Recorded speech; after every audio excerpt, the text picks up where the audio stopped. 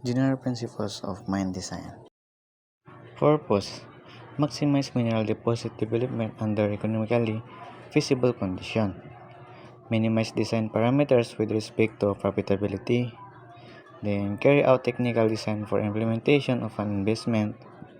Assess and evaluate feasibility and possible application for the design method.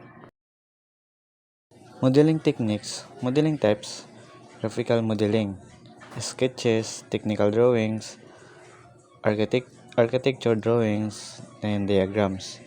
Then physical modeling, any 2D or 3D physical model. Mathematical modeling, equations that simulate system or design. Design approaches such as drawing-based design, physical replicas, and mathematical model-based design. The system approach. Components. The subsystems are independently evaluated toward optimization. Put into optimization that the inputs, output structure, and interaction of the system. Then focus tackling increasing complexity and scale in mine design.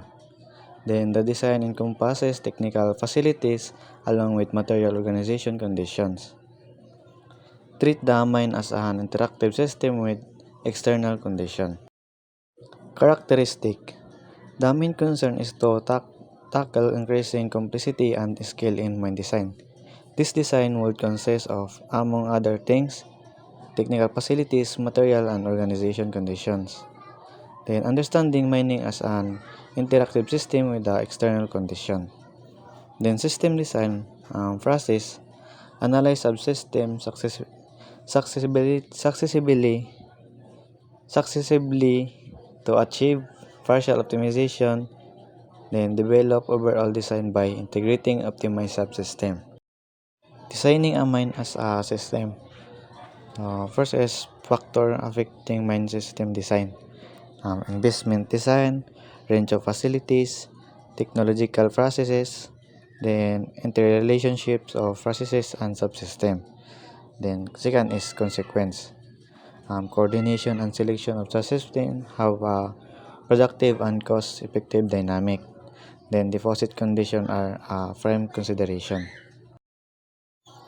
The mine model elements spatial layout and connection of key elements, for example shafts, drifts, processing plants, haulage routes, then include both surface and underground facilities.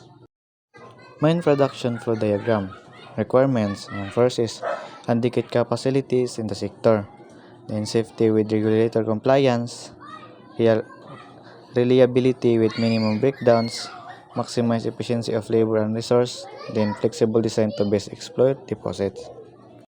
Mine infrastructure. Some elements are important here. External installation around roads, railways, water, power. Then pre-construction facilities, access roads, telecommunication networks. Then next is environmental protection, air quality and noise, vibration and waste along with disposal, then water and soil protection, dust control, and pollution prevention. So last is optimization of design system. First is importance. Good management of production elements brings about some efficiency in system functioning. Then naturally, variability of mineral deposit hinders optimizations. Then next is methods. Mathematical models and computer-aided calculation are now very advanced.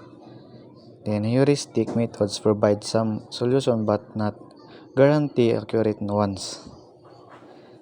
Then last is design stage. Conceptual, good ideas with low accuracy.